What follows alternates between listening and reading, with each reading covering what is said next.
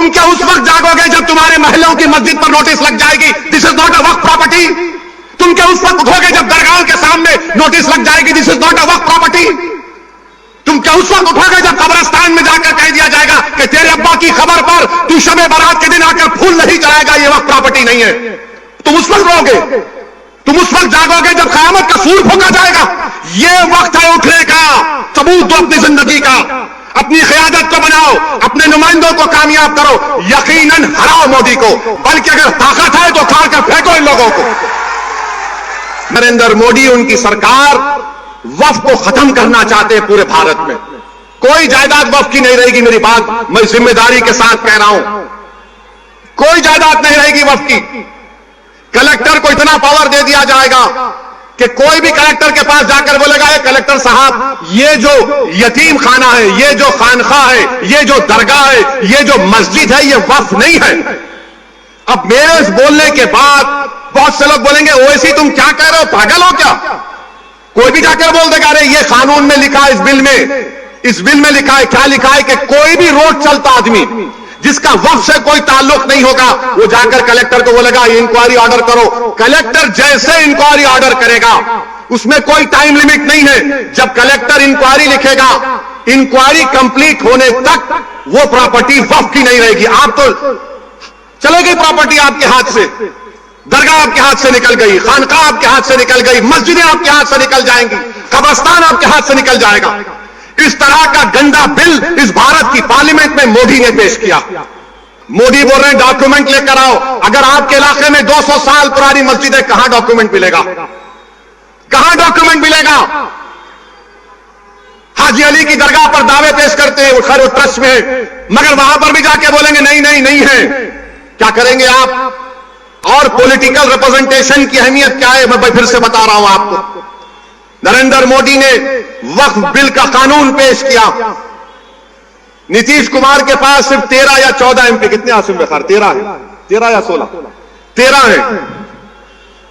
अगर MIM party के 3 MP होते, अख्तरुल ईमान और इम्तियाज जलील मेरे साथ होते, मोदी 10 बार सोचते थे ये बिल को लाए ना लाए, मगर आप थाली मार रहे हैं, आप लोग थाली मारते हैं।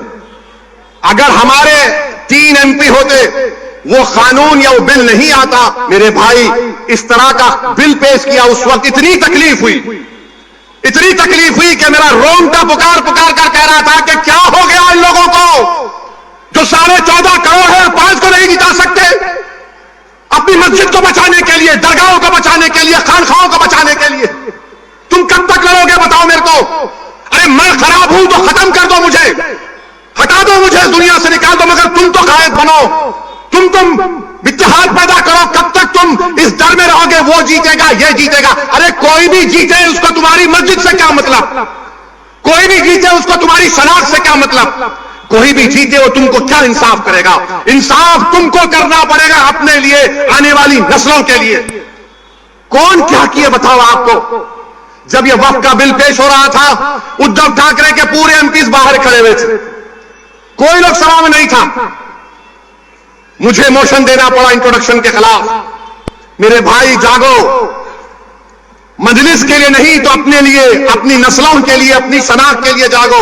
तुम नहीं समझ रहे, तुम्हारी आवाज अगर असेंबली में नहीं होगी, तुम्हारी आवाज अगर कॉर्पोरेशन में नहीं होगी, तुम्हारी आवाज जिला परिषद में नहीं होगी, पार्लियामेंट में नहीं होगी, तो कौन तुम्हारी आवाज उठाएगा बताओ? आज ये खतरा हमारे सरों पर मंडला रहा है। अगर वो कानून बन जाएगा, खुदा ना खास्ता हम कई मसाजिद, मदरसे, दरगाहें, खानकाहें, कब्रिस्तान की जमीनों को खो देंगे।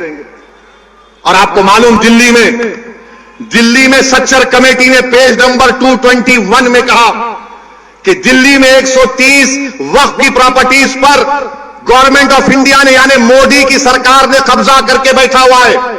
उसकी लागत 2007 में 3000 करोड़ की थी। आज हम 2024 में कम से कम 10,000 करोड़ की प्रॉपर्टीज हैं जो गवर्नमेंट ऑफ इंडिया उस पर एंक्रोच कर रही है, काबिज है। मेरे भाई बताओ, अगर हमारे नुमाइंदे नहीं रहेंगे, हमारी आवाज नहीं उठेगी, तो फिर कौन उठाएगा तुम्हारी आवाज को?